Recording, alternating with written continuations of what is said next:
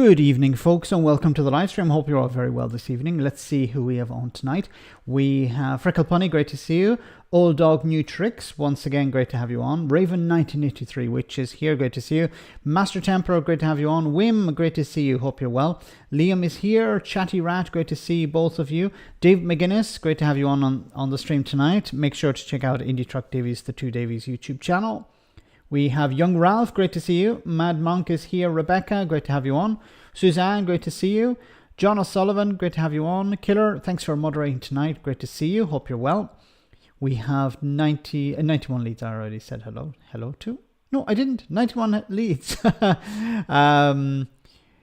Stefan, great to see you. My memory is terrible, so we have Stefan, great to see you. We have Craig, great to have you on. Shell is here, great to see you.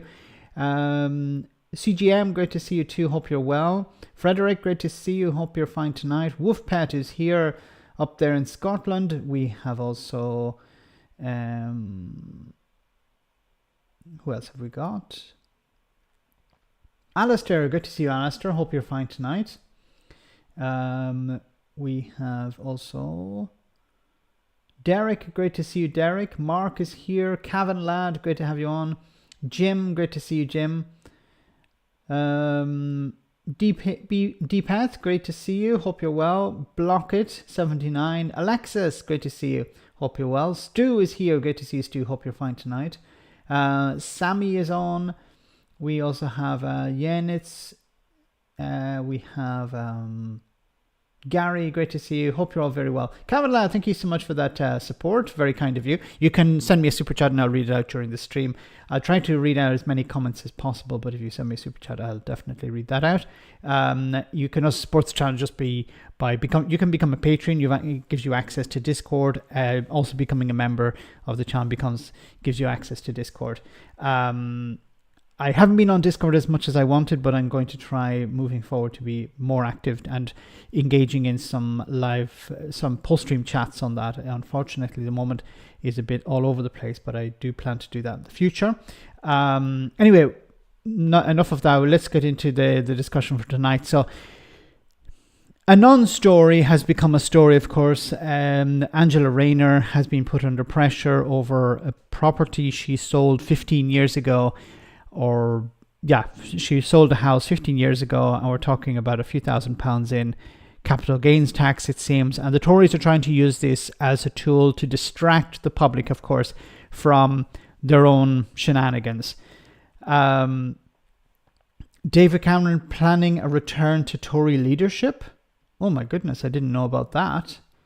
Boris Johnson seems to be doing the rounds once again. We'll cover a bit on that as well. A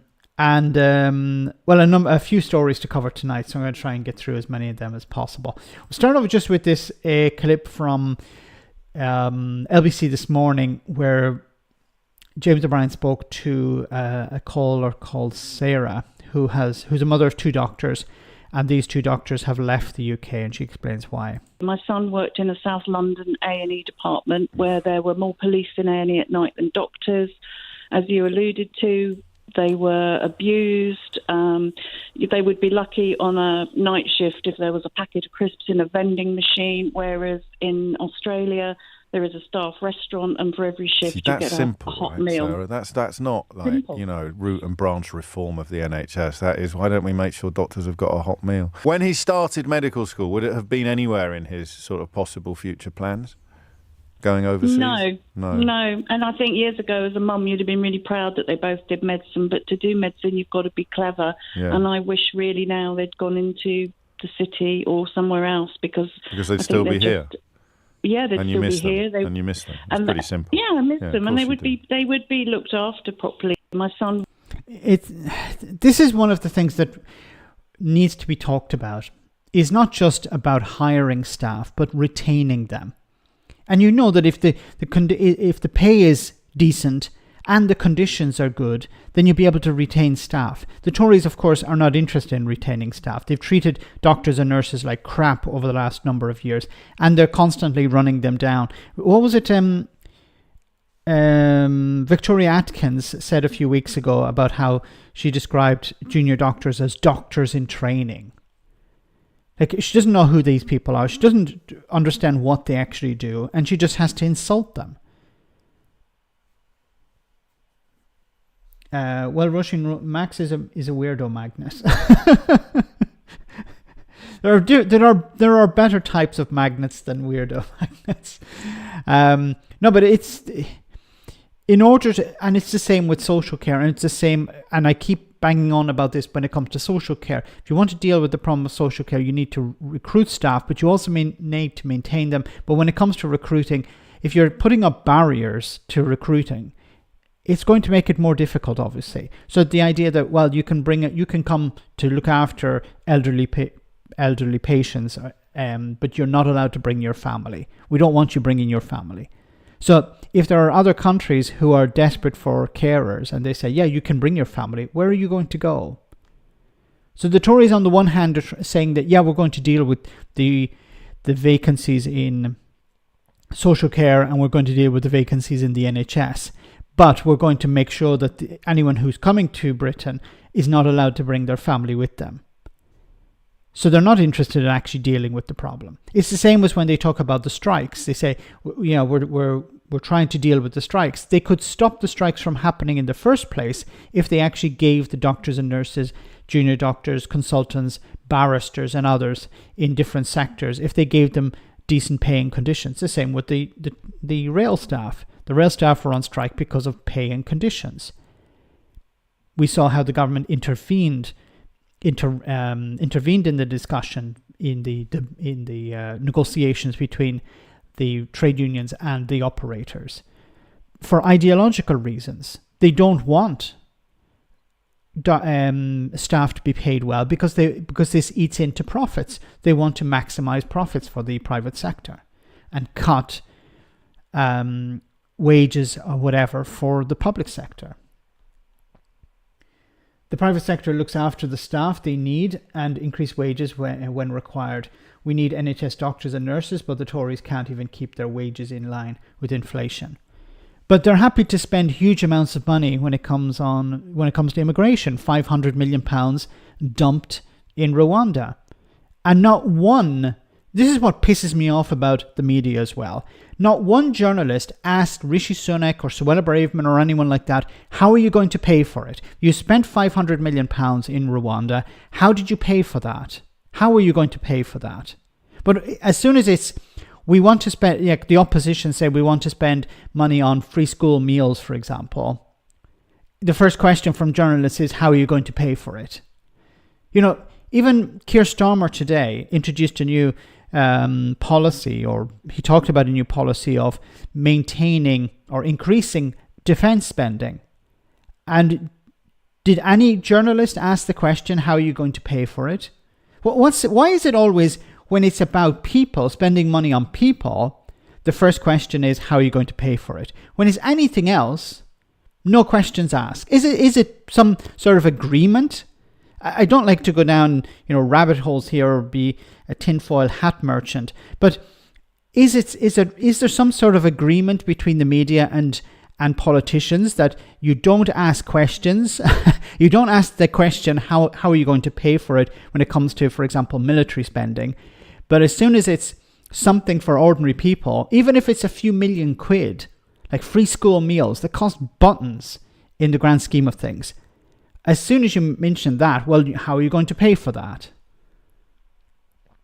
Why would anyone want to use their medical skills in Little Britain is a mystery to me. So instead of raising our own doctors, nurses, etc., we have to use immigrants and treat immigrants like shit. Sorry for my French, but we get taxed into oblivion in this country.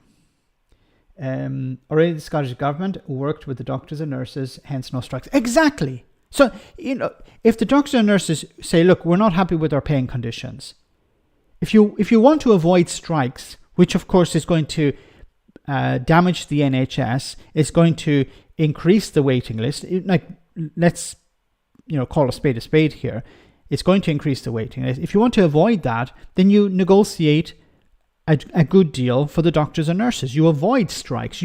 If you care about patients, you avoid strikes. And how is it possible that the Scottish government, who have very limited resources, were able to negotiate a good deal for doctors and nurses. While Westminster, which has vastly more resources available and is able to invent money out of nothing. There is a magic money tree. They keep saying there isn't a magic money tree. There is. But when it came to doctors and nurses, no, we need to cut back. The NHS, and of course the money eventually that is given to doctors and nurses has to come out of existing NHS budgets. It's not actually the government injecting more cash, which is the worst thing about it as well. Because the NHS has to hold on to doctors and nurses, but it also has to provide services. Anyway, guys, let's move on. A few things to cover tonight. So, significant progress towards UK-EU agreement on Gibraltar.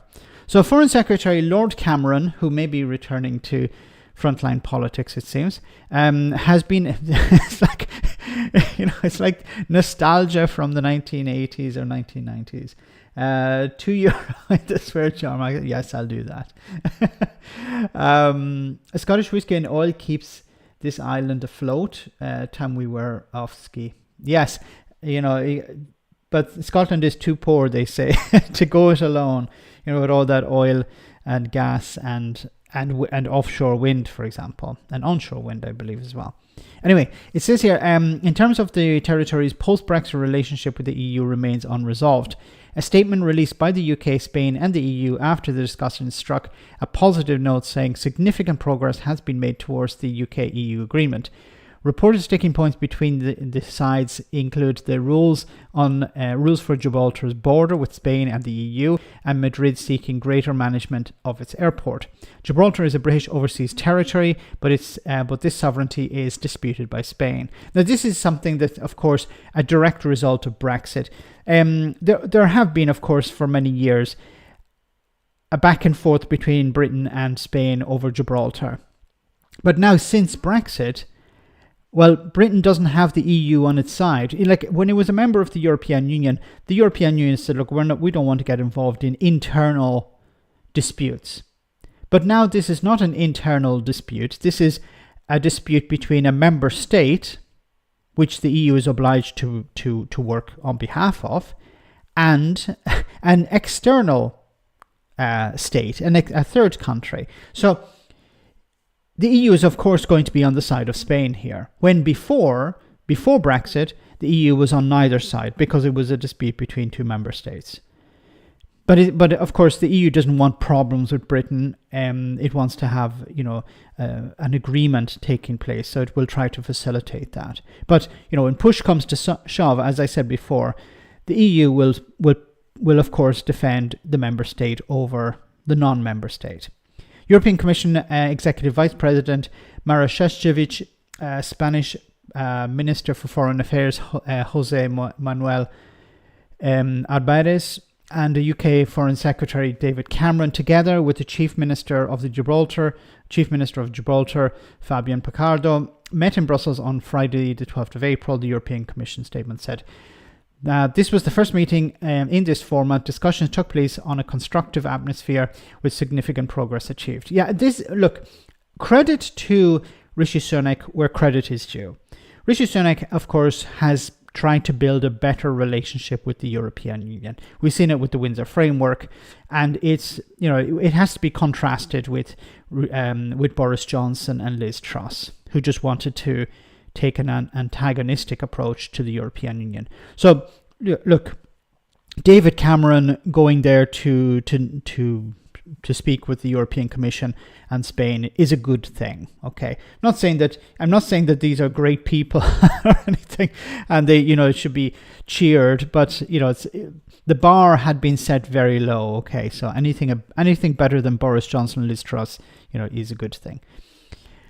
General political lines have been argued, including on airport goods and mobility. Negotiation will continue over the coming weeks to conclude the EU-UK agreement. The participants agreed that this was a productive day. The meeting reaffirmed their shared commitment to concluding the EU-UK agreement to secure future prosperity for the whole region.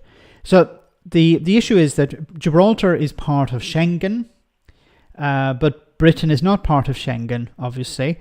So there is an issue of checks being carried out on British citizens going into Gibraltar. Now it's really complicated, and I should have looked into it more. But of course, the problem is that a majority of people in Gibraltar wanted Gibraltar to be they wanted the UK to remain in the European Union, so they were against Brexit.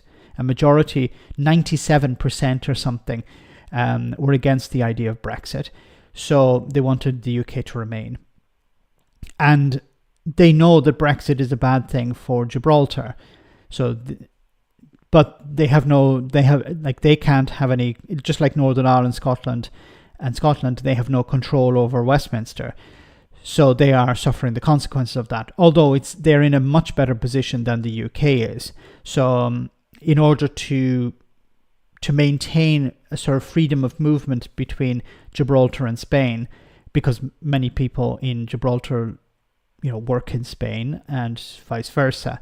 Many people live on the border in Spain but work in Gibraltar. So it's to maintain that freedom of movement, Gibraltar joined Schengen because Spain is in Schengen. But it's still complicated, and it's a temporary arrangement, it seems, and it has yet to be concluded. How long has Britain no longer been a member of the European Union? Well, a few years now, and this issue of Gibraltar has yet to be resolved. There's a temporary solution in place. Anyway, let's move on. Before I get to William Wragg, and there was an interesting discussion with Willie Wragg and Boris Johnson and Angela Rayner. I just want to cover this story first.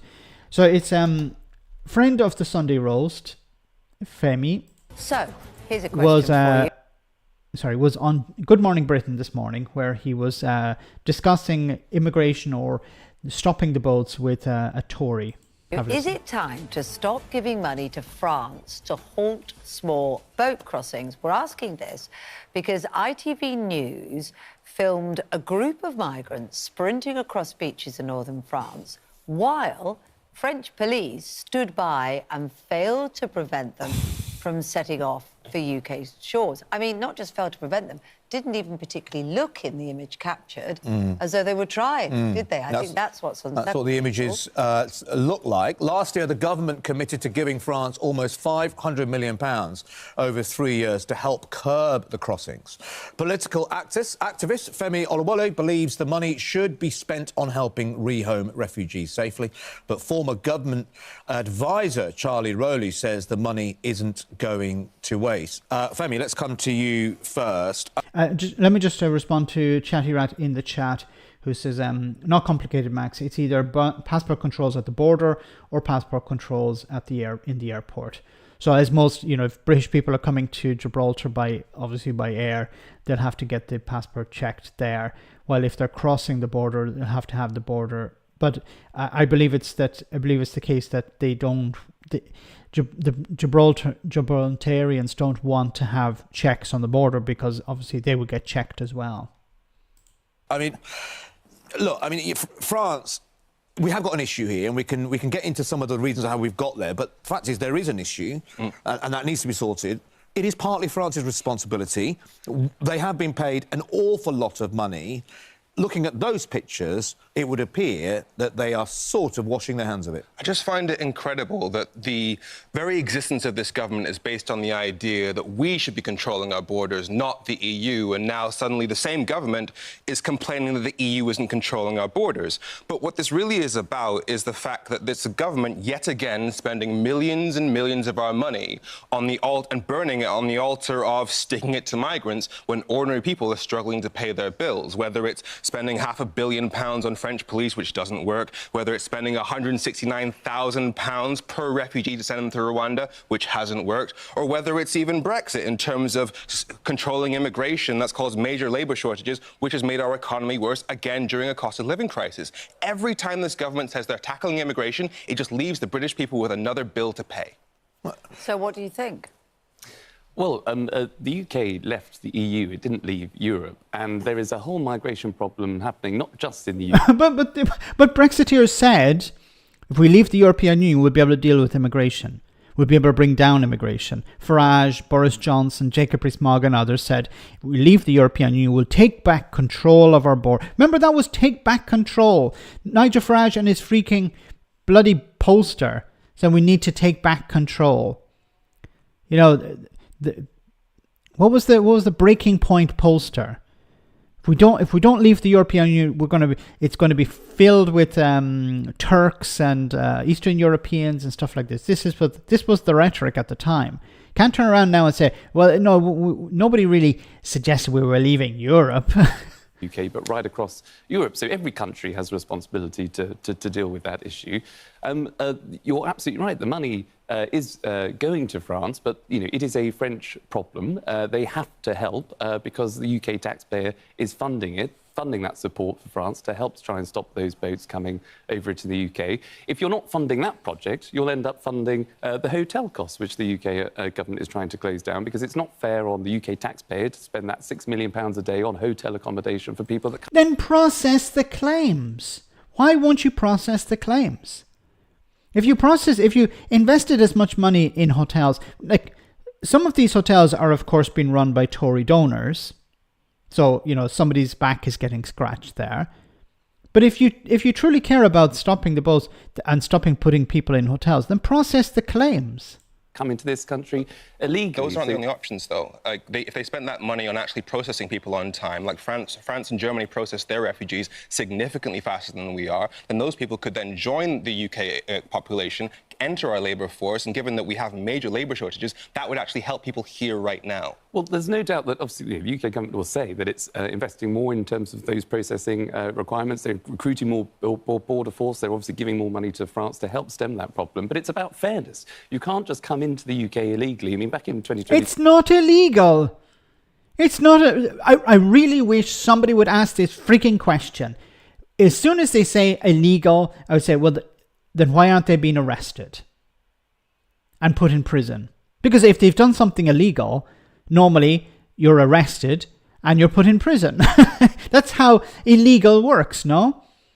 If you break the law, you're arrested or you're fined and you're put in, and if you're not fined, you're arrested and put in prison. If these people have broken the law, then why aren't they in prison? Now, the answer could be, well, the prisons are full, so we can't put people in prison. We just don't have the capacity. If you said that, then that's understandable. But what crime have they committed? They haven't committed a crime. So stop calling them illegal. Stop saying that it's illegal immigration. Illegal immigration isn't an actual term. It's not a legal term. Undocumented is closer to the idea of illegal. But undocumented is regarding people who who slip through the net, who are not registered, or people who have overstayed their visa. There are about 50,000 people that entered the country illegally. That was down last year to about 30,000. That is still too high. So it is a combination of recruiting more people, busting those criminal gangs, investing in our partners with France to stop those boats coming over, and making sure that actually people that come into this country legally can work, but those that actually also need to come to the UK because they're seeking persecution or prosecution actually are able to come into the UK and get the support that they need. I mean, Charlie, I suppose, sorry, just one second, I suppose at what the heart of the emotional reaction people feel when looking at this footage is, regardless of the principle of what that money is supposed to go for, using US right-wing definitions. Well said, Frederick. Yes, that's what it's about. Using illegal immigration. It's not illegal. We're talking about asylum seekers. Like if they arrive, they're processed and their claim is rejected, then they're deported.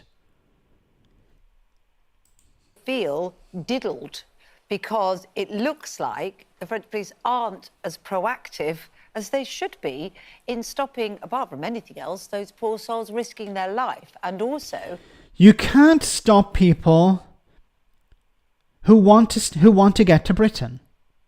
People are determined to get to Britain. There's also this misunderstanding that what they do is they hand over cash when they're in France. No, in many cases they've already handed over their life savings to people in their home country. So it's very difficult to clamp down on these gangs because the gangs operate in a number of countries. It's not just in France. Yes, the last point in many cases, is the people smuggler in France who is organising the boat. But there are a number of steps.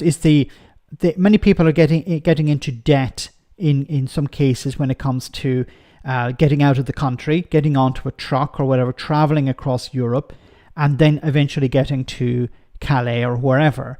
And then, but they've already passed through a number of countries, but they've also engaged with the people smugglers all along the way.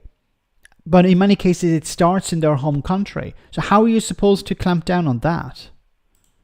Helping and using the money that have been given to them by the UK to control this problem.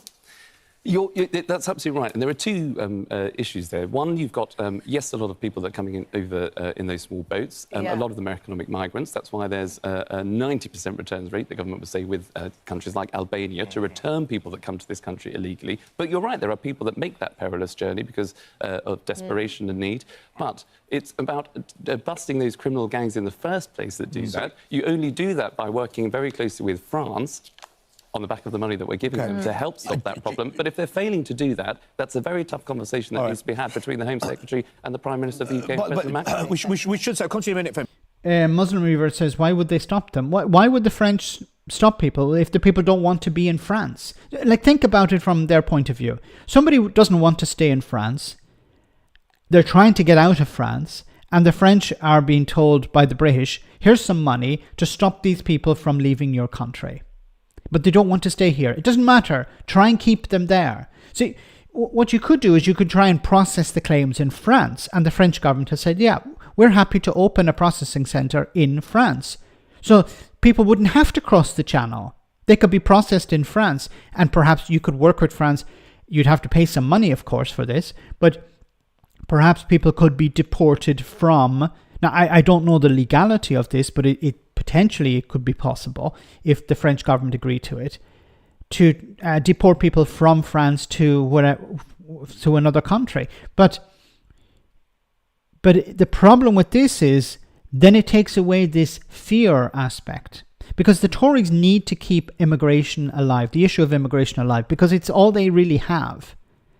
They can't run on the NHS in the general election. They can't run on rebuilding schools or hospitals or infrastructure or jobs or the economy or anything else. They have to use immigration. And if you take this away, if you process the claims in France, then you're taking away the threat of this threat of immigration that people have. Then what do you do? So the Tories want people crossing the channel because they can use it as a threat against other parties like Labour. But the problem over the last number of years is that the battle on immigration used to be between Labour and the Conservatives. So Conservatives were the ones who were going to deal with illegal immigration, while Labour would advocate for open borders and just let everyone in. But now the Conservatives have used this issue so much and obviously milked it, knowing that, look, we don't actually fix it. We keep it broken, keep the immigration system broken, because as soon as we keep it broken but pretend that we're going to fix it. But along came UKIP, along came the Brexit Party, along came Reform UK. And they're saying, no, we're actually going to really fix it. And now the Tories are losing support on this issue, on this particular issue, to Reform UK. Because somebody else has come in and stolen your argument away from you.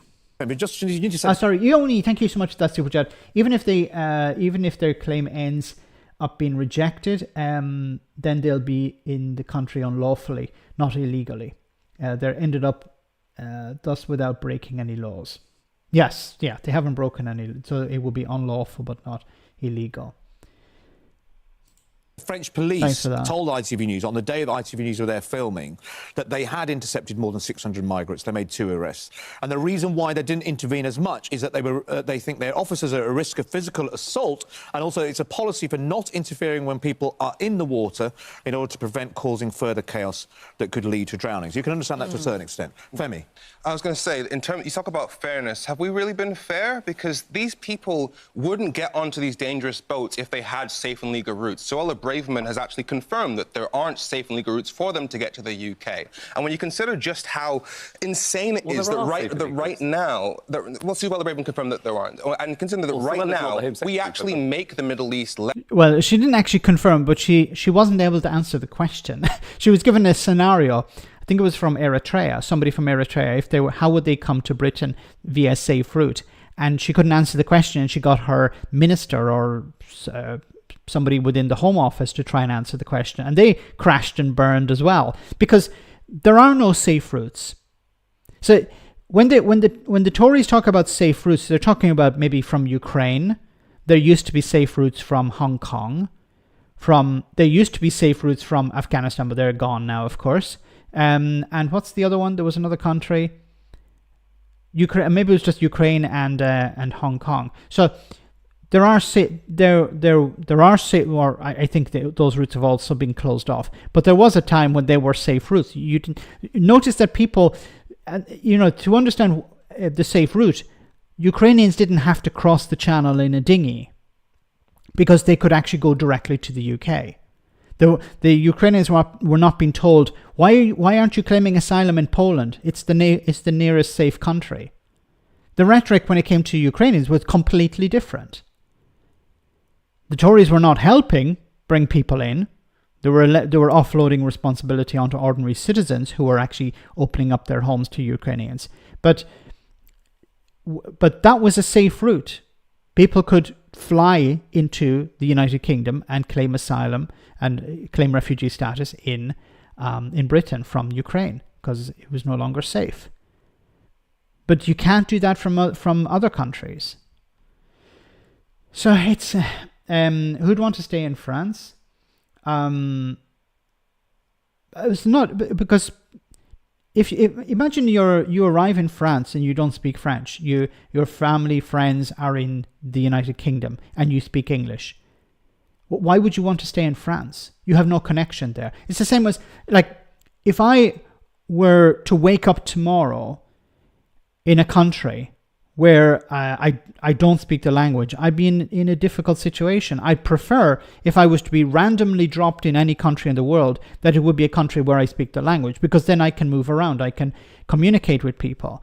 If I was to be dropped in the middle of China tomorrow, I'd be in serious trouble. I wouldn't be able to communicate with anyone, and they would have trouble maybe communicating with me.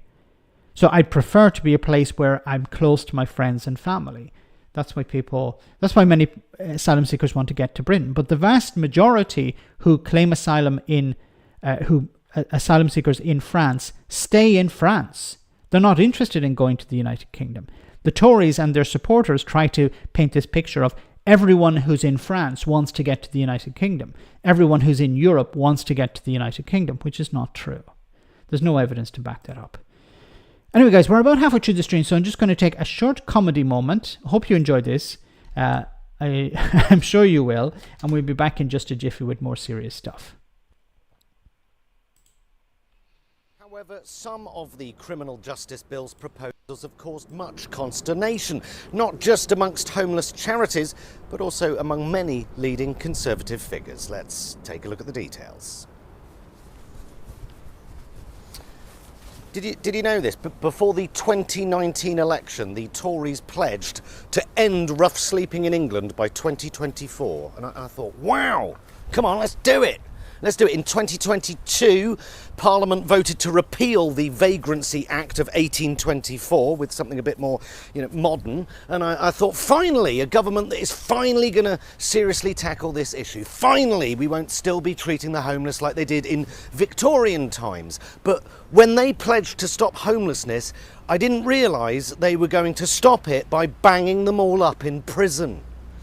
They want to replace the Napoleonic-era Vagrancy Act with a law that is more Dickensian than, well, Dickens could have imagined. A law that not only criminalises rough sleepers and raises the prospect of them being sent to prison, but now rough sleepers could be given a fine of up to $2,500 if they smell bad.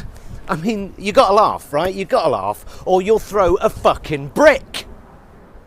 The first time in British history you can get a criminal conviction for not washing, which is something the Health Secretary denied on national television yesterday. And in denying it, she lied to your fucking face, because it's in the fucking bill. These people smell because they haven't washed. They haven't washed because they don't have access to fresh water, a bit like in the third world. Yeah, more homeless people die of dehydration in the summer than of cold exposure in the winter. Easy access to clean water is a basic global human right, and yet this government is seriously thinking about criminalising not having access to a shower. And that might not end up in the final bill, but who came up with that in the first place? Tackle homelessness by fining them $2,500 because they honk of piss and it's getting right up my middle class nostrils. Where are they going to find the money? For a start, there's only so many big issues you can sell, right? Everyone hates homelessness. Everyone, but the Tories, they've gone one step further. They hate the homeless. They are no better than common criminals. Rough sleepers are not a social care issue. They are, as written in this law, a nuisance. This government thinks they should be punished. People who are cold and thirsty and, yes, a bit smelly, who are statistically probably an addict with a very good chance they have serious mental health issues, they should be punished. How is this a solution to the problem? And more to the point, why is this such a problem? Social care in this country has been stripped to the bone. Local homelessness services have been cut by £1 billion a year and have lost 9,000 beds since 2010. As a consequence, rough sleeping has increased 165% since 2010. The number of people dying whilst homeless has increased by 51%. Yet this government's attitude is, we're not to blame, they are. It's their lifestyle choice. It's not our fault, it's their fault. No! There is always a reason they are there. They all have a story to tell. They haven't failed, they have been failed by their parents, by their education, their local authority, or more than likely in this instance, they've been failed by this government. Rough sleeping is not a lifestyle choice for those sleeping rough. It is a choice of this government. It's been a choice ever since David Cameron declared that we were all in it together before implementing a brutal and sustained assault on the poorest, most vulnerable people in his so-called big society. And whilst we have obscene levels of destitution and hardship in this country with record numbers sleeping rough on the streets, a near billionaire resides in number 10. Nasty, evil fuckers. Well, it's always a difficult tightrope for any government to walk, looking tough on anti... Well done, well done. David McGuinness, thank you so much for that super chat. If these people have arrived illegally, why aren't they being tagged and jailed? Yeah, that's a very interesting question. Why are they not being arrested and tagged or fined or, you know, they're not, because it's not illegal. It's like, this is once again a failure of the media. The media are not saying, wait a minute, you're saying these people are illegal. What have they done that is illegal?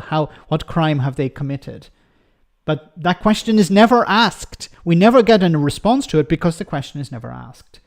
Alistair, very kind of you. Thank you so much for those memberships. One for Jacob, one for Chris, one for Gary, one for Wim, one for Akismad. Thank you so much for that. Very kind of you. You rock. Wasn't a comedy moment, but it was a comedian, but he was right on the money there. This idea that you're going to punish the homeless, punish them for being homeless. Why are they homeless? Because of the situation that they're facing. Anyway, guys, moving on. Let's move on to our next story here.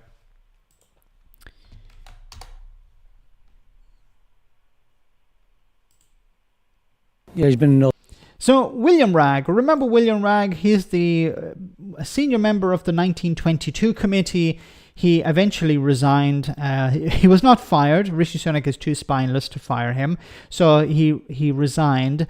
And, well, some people on the street were asked about this. Yeah, he's been a naughty boy. Very, very naughty boy. Wicked Willie. To throw all his mates all under the bus is just minging, isn't it? I mean, personally, I don't... It's just minging. Sorry. Mates all under the bus is just minging, isn't it? I mean, personally, I don't think William Wragg should resign. Where you've got Tory peers taking hundreds of millions of pounds for PPE that doesn't work, that's a real scandal. You're correct, yes. Like, in the grand scheme of things, it's not that serious. But he put some people's safety at risk by handing out their numbers to a complete stranger who turned out to be some sort of trickster. We don't know if this was spying. We don't know if this was international espionage. We don't know what it was.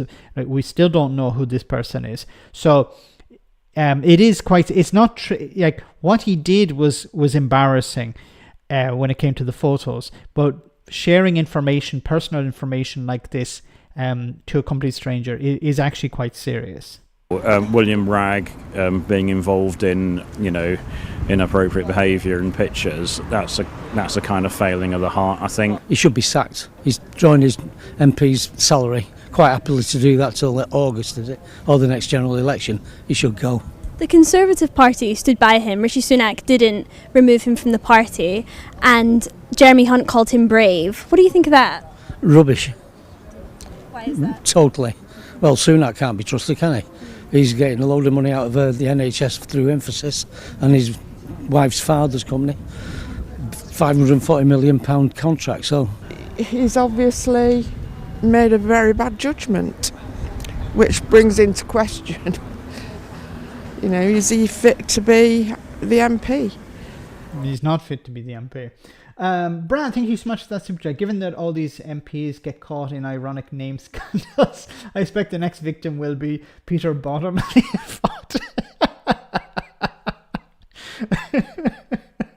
Brad's tweets are comments are always the best.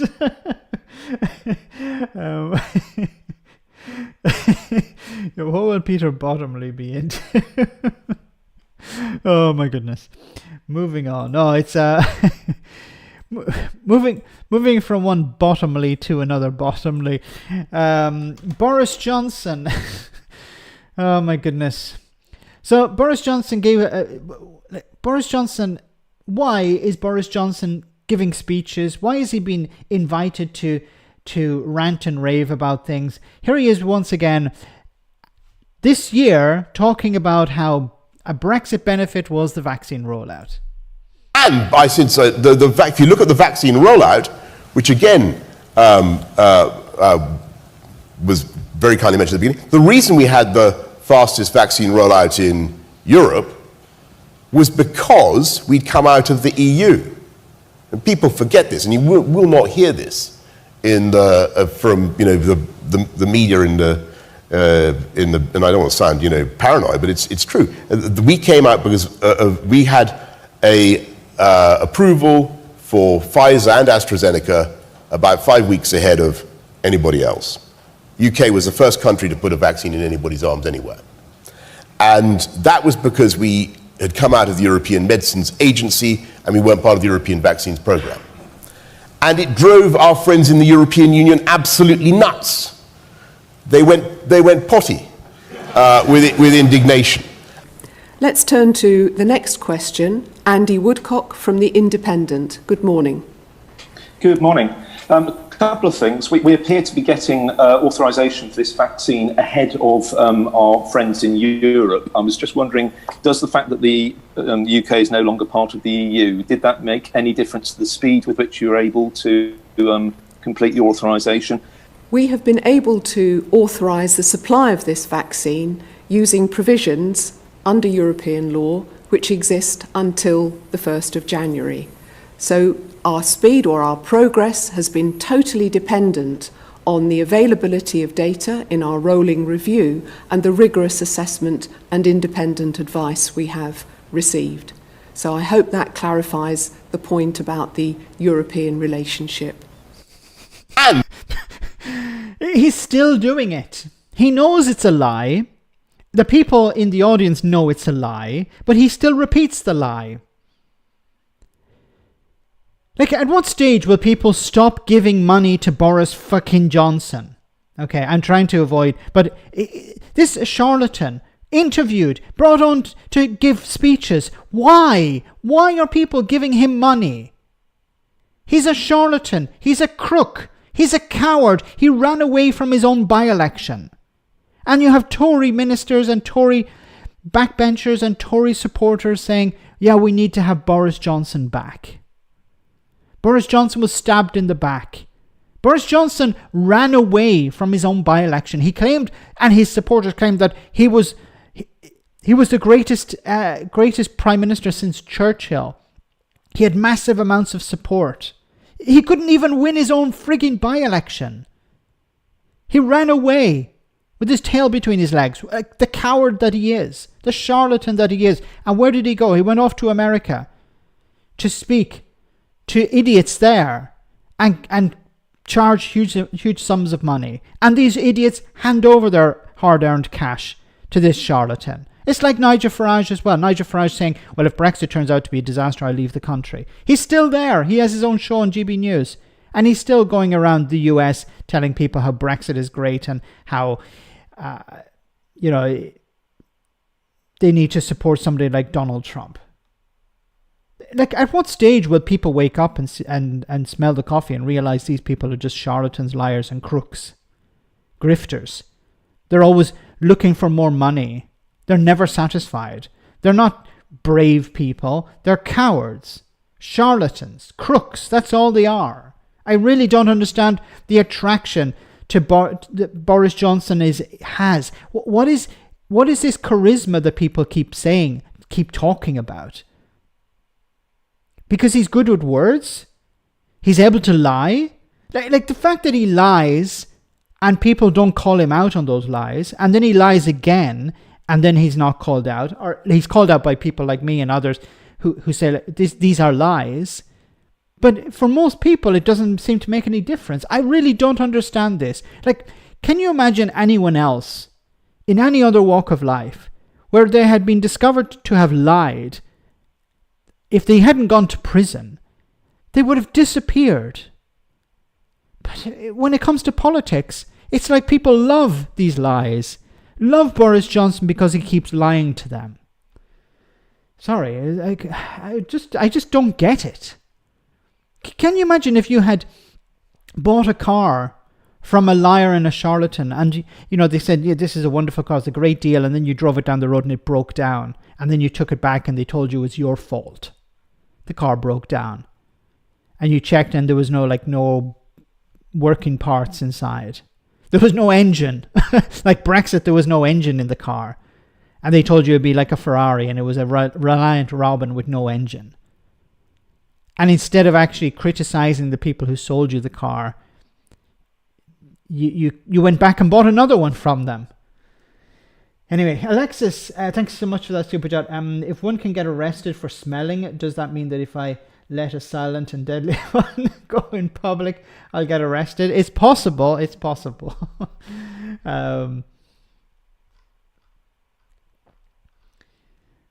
Thanks for that support. For the switch, Gavin, thanks. Love when Max gets spicy. No, but it's people like Boris Johnson. I really don't understand the attraction of Boris Johnson. I really don't. Like you can see here, Boris lying as usual. Why am I not surprised? It's just lie after lie. Like Boris Johnson said some years ago, what you do is you just usher a flurry of lies and misinformation, and by the time they've discovered that the first one is a lie, you're already on number 100. It's just there's too much lies together. But once again, when Boris Johnson opens his mouth, like it's not 50-50 chance of it being a lie, it's 90% chance of it being a lie. Honestly, and this is what I don't like. I would by default not trust Boris Johnson. So why do people by default trust Boris Johnson? Anyway, let's move on from Boris Johnson. Unfortunately, I have this horrible feeling he's going to be back again, because there are so many idiots in the Conservative Party who think it'd be a good idea to have Boris Johnson back. Anyway, let's move on to the latest non-story, which is Angela Rayner. The house in Stockport at the centre of a political storm once again. This is the house. I wonder are they going to set up a murder investigation tent like they did with Nicola Sturgeon. Remember Nicola Sturgeon when she'd been arrested, but then it was like, well, it seemed it wasn't arrested but cautioned, or she was being So arrest in Scotland is different to arrest in England, I believe. The terminology is similar, but the actual meaning is different. Anyway, but what they did was they set up a tent looking for evidence outside Nicola Sturgeon's house. What the hell was that all about? Are they going to do the same with Angela Rayner? Are they going to set up a tent and bring in NCIS or whatever not special branch? What is the name of the branch of the police that the forensic police department? Are they going to come in with sniffer dogs? Are they going to come in with people in those white suits to look for evidence, DNA evidence maybe? The police said today they are reopening a probe into whether Labour's Angela Rayner broke electoral law 10 years ago and are reassessing information provided to them by a Conservative MP. All of this was before the deputy... A Conservative MP. So, of course, this is, of course, a witch hunt. And I don't like the idea. I don't like the idea of witch hunts, because generally it's not really a witch hunt. But this one looks exactly like a witch hunt. It's an attempt to smear Angela Rayner, attempt to distract the public from the disaster that is the Conservative Party and the Tory government. So will it work? I don't think so, because Angela Rayner is not Keir Starmer, and what she's done is not some sort of corruption. It's very minor, and it's not something that most people care about. In the grand scheme of things, people don't really care about corruption. I'm not saying that there's any corruption here, but generally people don't care about corruption. They care about what are you actually doing for me as an ordinary person? What are you doing to improve the quality of life of people? What are you doing with the cost of living crisis? These are the concerns of ordinary people, not whether Angela Rayner paid tax or whether there's something if there's something involved with the elections.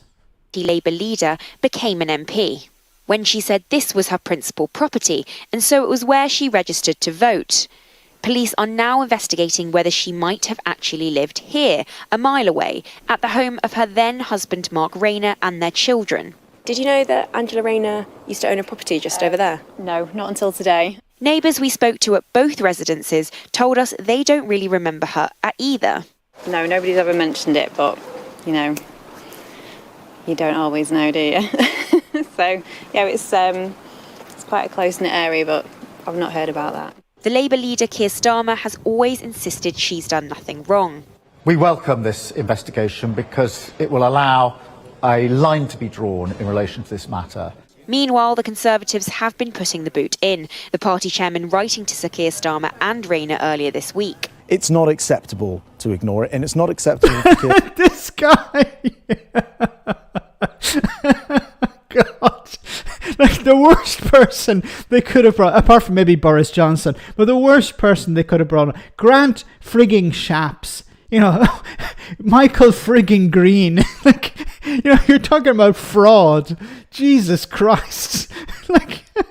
Let's get Grant Shapps to get on to try and attack Angela Rayner's character on fraud or on, Jesus Christ. It'd be like, having, let's get on, I don't know, William Wragg to criticise somebody for watching porn or something. Starmer to say he won't even read reports into it.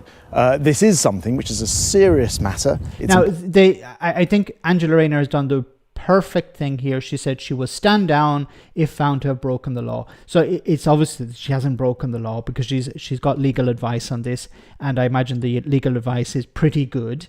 It could be terrible legal advice and she could end up in trouble, but I think the Labour Party can afford expensive lawyers. So the lawyer has probably told her, look, there's nothing to see here and you're all right. And she has said, I will stand down if found to have broken the law. So she's thrown down the gauntlet to the Tories.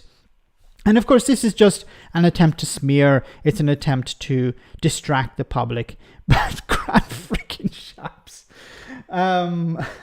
Grant many names. This is not acceptable. Thanks, you. Yes. It's like, I I don't know. You name the serial killer, and that would be the guy to come on to talk about how you should treat people with respect. Important that it's looked into properly, and I welcome the idea that the police are doing that. Angela Rayner says a tax advisor gave her the all clear and she complied with the rules at all times. When people think of electoral law, they think of, spending breaches or widespread fraud or postal ballots, that kind of thing. Putting the wrong address on a form could be very serious if you're running for kind of a local election where you have a requirement to live within that particular area. Where it's kind of not that serious, where you're looking at something a wrong address, allegedly, of a lower scale. Yeah, but think about it compared to the levels of corruption within the Conservative Party. People getting PPE contracts who didn't actually have businesses.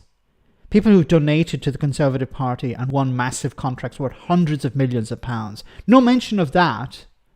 No mention of Boris. Remember this story where Boris Johnson was paid £150,000 donated £150,000 donated to Boris Johnson to play tennis with the wife of a former Putin minister. Why has Boris Johnson not faced any music over that? Isn't that a little bit more serious than Angela Rayner putting the wrong address on a ballot or whatever it was? This is the Tories desperate to find some dirt on anyone within the Labour Party. Senior figures, of course. There's no point going after minor figures. It's not going to grab any attention. But it's interesting that I've been looking at the videos on this. Just had a quick look on some of the videos regarding Angela Rayner, and they're not, the videos themselves are not getting much traction because the public are not interested in this. This is not a major scandal. It's not groundbreaking. Freckapony, thanks so much for that super chat. Shap's Green Fox commenting on Rayner is like a hippo calling a rhino something rotund. It's ridiculous. It's just beyond, the worst person they could have brought on to talk about this. Grant Shapps, if that's his real name. Is it his real name? I don't know. I don't believe him. Anyway, so just a bit more on this. It's not even worth really talking about, I don't think. There are much more important things to talk about. But Angela Rayner says she will step down if she is found to have committed a crime.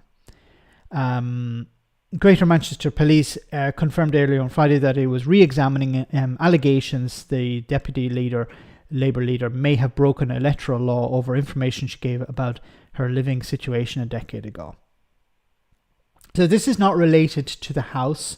So there are two stories here. One is about her selling a house and a potential issue of capital gains tax of like £3,000. Okay, nothing compared to some of the Tories. Was it the Chancellor? He has 7 properties or something like that, and he forgot to pay stamp duty on some of them.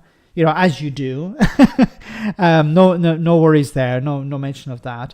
But Angela Rayner maybe didn't fully. I don't know. There isn't even a proper allegation. And then this one about she may have put the wrong address on down when she was voting or something like that. If a Tory MP did the same thing, they would say it's not that bad. Yeah. If they did 10 times worse, they'd say it's not that bad. And they have done 10 times worse. And nothing has come of it. Greater Manchester Police made the decision after Tory MP James Daly informed the force of claims made by neighbours that allegedly contracted Miss Rayner's statement. So he did a bit of investigation, it seems. James Daly, probably using public funds, put it down as expenses, went around, travelled to the town, went around, interviewed people, wasted their time and said, look, can you give me some dirt on Angela Rayner? Did she leave out her bin? Did she put plastic in her paper bin? Please tell me, did her dog poop in someone else's garden once? Please give me something to work with. We're desperate here. We're desperate. We're 20 points behind in the election. We need something. Please help us. We've been inventing stuff, but it's not sticking. We need something real. This is the desperation of the Conservative Party. Guys,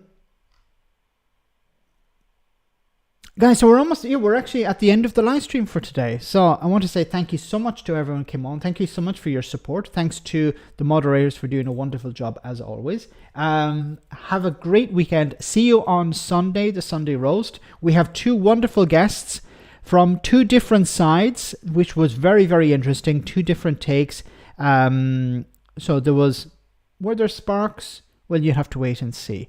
So do check that out on Sunday. You'll see some information if you are subscribed. Do subscribe to the Sunday Roast if you haven't already. Thanks once again to the moderators. Thanks to everyone who sent a super chat. Thanks to everyone who came on tonight and smash the like button. I'll see you on Sunday. If I don't see you then, I'll see you same bad time, same bad channel on Tuesday. Peter in at the end. Thank you so much, Peter. I bought a house but stayed at my parents' when it was decorated. What was it? Boris Johnson with he got the house decorated, but he didn't know it was him. He didn't know it was a donor who had paid for it. You know, you spend £50,000 to decorate a flat, and he didn't know somebody had donated. It can happen to anyone. Happens to me all the time. So guys, have a great one. Before we go, we have our one for the road. Hope you enjoyed this, and I'll see you soon.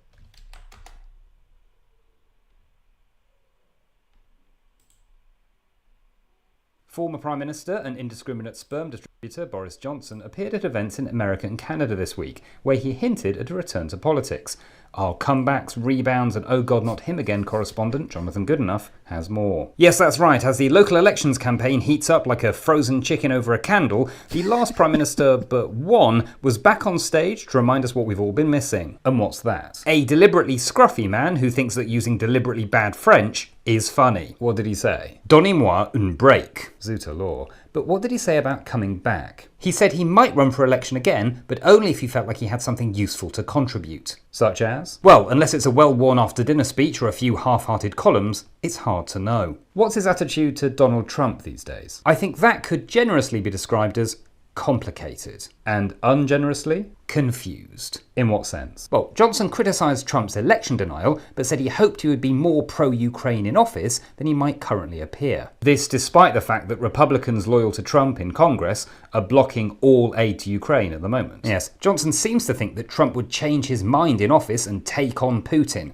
which seems about as likely as Johnson taking on a stylist. What did he say about Britain? He described Rishi Sunak's proposal to ban smoking as absolutely nuts, saying that the party of Winston Churchill should not be outlawing cigars. Johnson's modelled himself on Churchill, hasn't he? Yes, he even wrote a book about him, which several critics described as published. Is there any comparison? Well, they were both prime ministers during a time of national crisis in which loads of people died, true, although it seems unlikely that there will ever be a statue of Boris Johnson in Parliament Square, except perhaps as some sort of warning. So do you think that Boris Johnson will return to politics? Well, I'd like to say that an unpopular and disgraced politician who was ejected by his own party for repeated and flagrant dishonesty would have absolutely no chance of a return to frontline politics, sure. But everything's been so mad over the last few years that he'll probably be back in Downing Street by the end of the decade. Thank you, Jonathan. Next up, as Keir Starmer confirms that unlike Jeremy Corbyn, he would push the nuclear button, we ask, will this commitment to mutually assured destruction and a hypothetical willingness to kill millions of people help shore up support in the Red Wall? And what does it say about this country that the answer is probably yes? Former Prime Well said, Matt. So great. Oh, we have another one from Wolfpat. Thank you so much, Wolfpat. Thanks, Max. Great strategy tonight by... thank you so much for that, so much for your support. Thank you so much to everyone who came on. And have a great weekend. I'll see you soon. Take care. Good night.